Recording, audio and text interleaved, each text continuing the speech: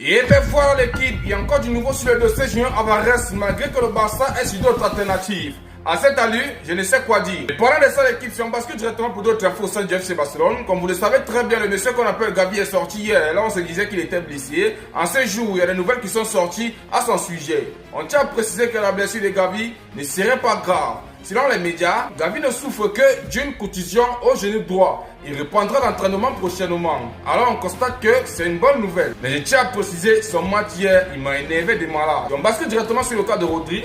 On tient à préciser que Rodri a participé à sa première séance d'entraînement complète avec le groupe du Barça. Il fera ses débuts jeudi face à l'Athletic Bilbao. J'ai hâte de voir Rodri débuter l'équipe. On bascule directement sur le cas de Baldé. Hansi Flick a eu à prendre parole l'équipe. Les gars qui se permettaient de dire que Hansi Flick a écarté Baldé pour qu'il ne puisse pas jouer le match contre Elche. On constate que Hansi Flick est sorti du silence et il a balancé ceci.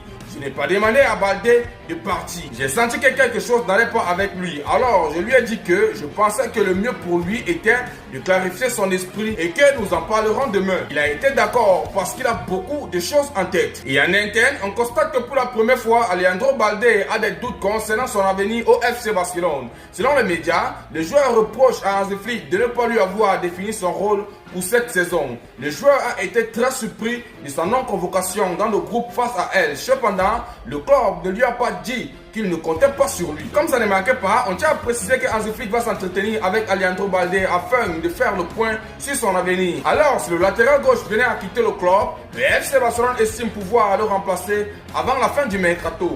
Man United serait à l'affût à propos de Baldé. Moi particulièrement l'équipe, je sais que ça sent pas bon sur le cas de Baldé. Si tu es un killer, tu sais très bien qu'il est mal barré. Et si on bascule directement sur le cas de Julian Alvarez d'équipe, on tient à préciser que tout le monde veut voir Julian Alvarez au sein du FC Barcelone, sauf le président de l'Atlético de Madrid qui est très bien Gilles Marin. On tient à préciser que c'est l'ego qui pousse ce monsieur de ne pas vendre Julian Alvarez au sein du FC Barcelone ou bien au Real Madrid. Les supporters veulent voir Julian Alvarez au sein du club qu'on appelle le FC Barcelone.